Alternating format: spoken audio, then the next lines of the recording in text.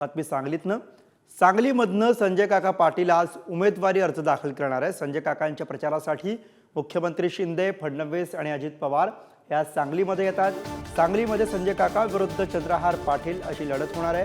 अपक्ष विशाल पाटील सुद्धा लोकसभेच्या मैदानामध्ये आहे. आणि याच विषयीचे अधिक अपडेट्स घेऊयात. स्वप्नील पाटील आपले प्रतिनिधी सध्या आपल्या सोबत आहेत. स्वप्नील, सांगलीमधनं संजय काका पाटील आज आपला उमेदवारी अर्ज दाखल करतायत. मुख्यमंत्री येत आहेत, दोन्ही उपमुख्यमंत्री होत आहेत. कशी एकूण तयारी दिसतीये? नक्कीच जर आपण पाहिलं तर महायुतीचे उमेदवार भाजपाचे जे संजय काका पाटील आहेत ते आज उमेदवारी अर्ज दाखल करणार आहेत. दुपारी 12च्या आसपास ते उमेदवारी अर्ज दाखल करतील.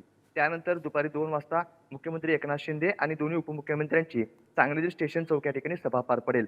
असं असलं तरी भाजपला महाविकास आघाडी सोबतच महायुतीमध्ये देखील आता फूट पडली आहे. भाजपमध्ये 2 गट पडलेले आहेत.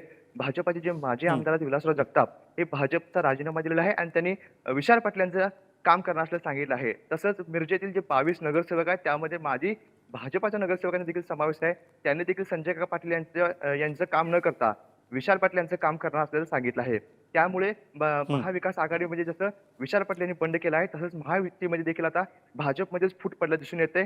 याच अनुषंगानं आज जे मुख्यमंत्री आणि उपमुख्यमंत्री सभा होणार आहे यात ते काय बोलणार याकडे लक्ष लागून बरोबर, आहे. त्यात ते काय बोलणार याकडे लक्ष ठेवावं लागेल. तुमच्याकडनं वेळोवेळी अपडेट्स घेत राहू. तुर्तास धन्यवाद.